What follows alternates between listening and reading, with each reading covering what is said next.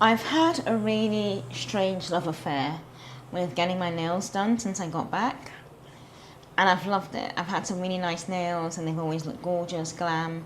But obviously, because I've been getting my nails done, it's obviously affected my real nails. And I get very careless towards the end and I just don't bother with...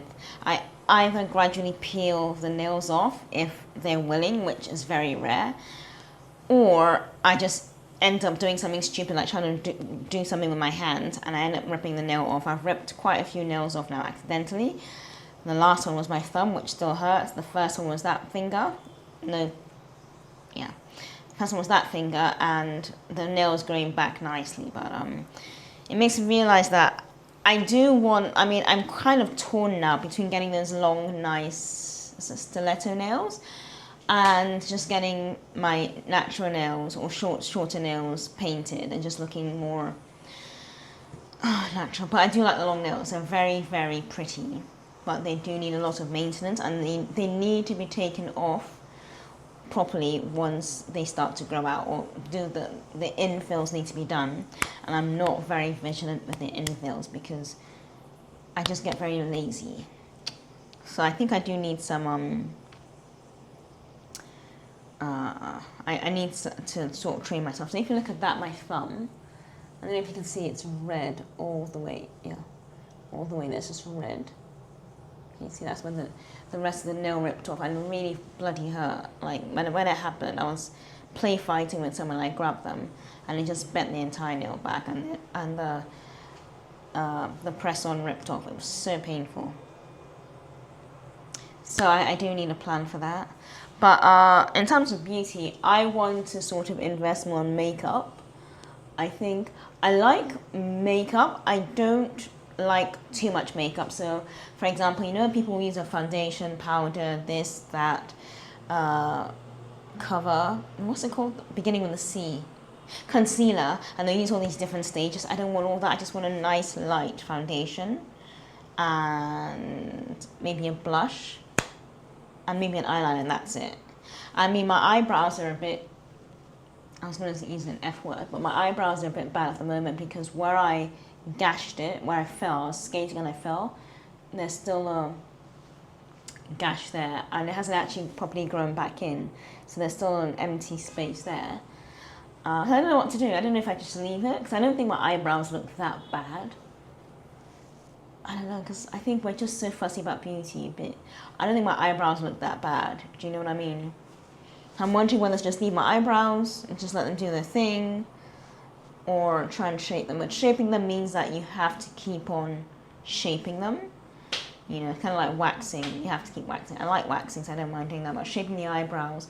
And I found that here, eyebrows are a very subjective thing. I think as a lot of the ladies like the very thick, I think they call them ombre.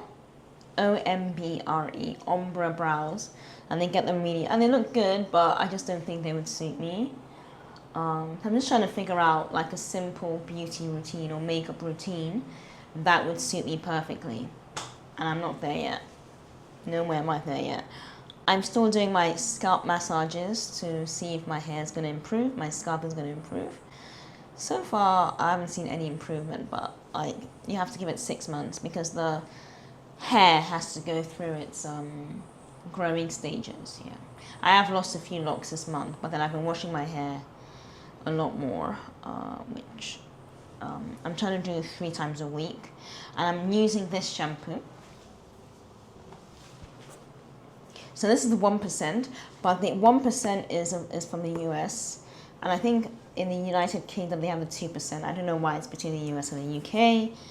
I think probably this is made in Canada, but this is very good for just regulating the scalp. And it's just, you put it on the scalp for a few minutes and rub it in properly all over the scalp and just leave it in, and it does its thing. It's got ketoconazole, 1%, but I think the 2% is even more effective. So you just have to use this one a lot more. So I'm using this. I'm massaging my scalp. I'm trying to do at least 6 or 7 minutes a day. I'm trying to do it twice a day now, but it's really hard because you kind of forget. And you don't want to do it when people are there because they look at you kind of funny. So I'm doing the scalp massages, I'm doing the shampoo, I'm trying to keep my scalp as clean as possible. And I'm also using some hair oil like rosemary castor, so local oil. So it has rosemary, castor, and I think probably peppermint or something, or just rosemary and castor. So I'm trying to do that, and I want to do this first for the first few months, for like 6 months, before I go down the transplant route.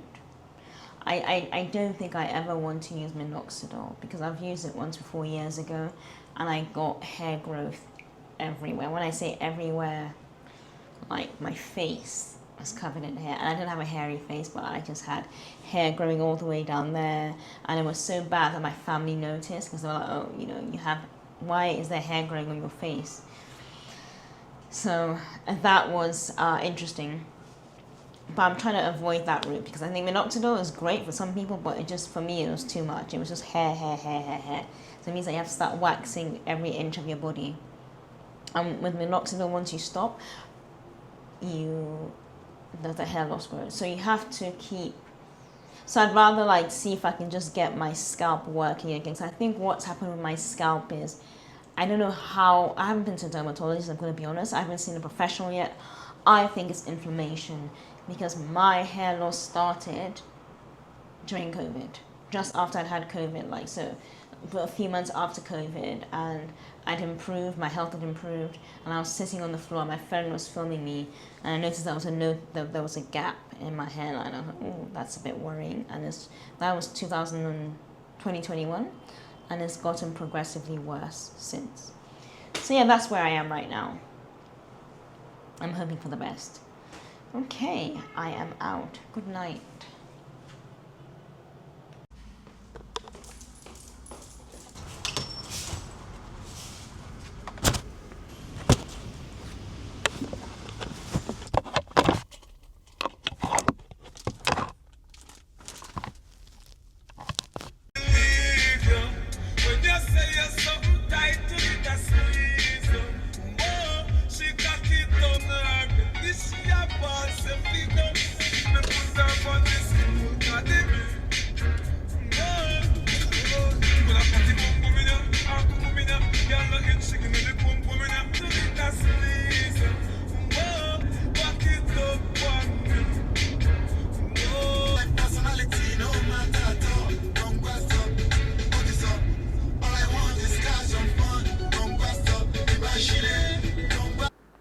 Okay, so it was a lot hotter than I expected and very empty, which is normal for weekdays.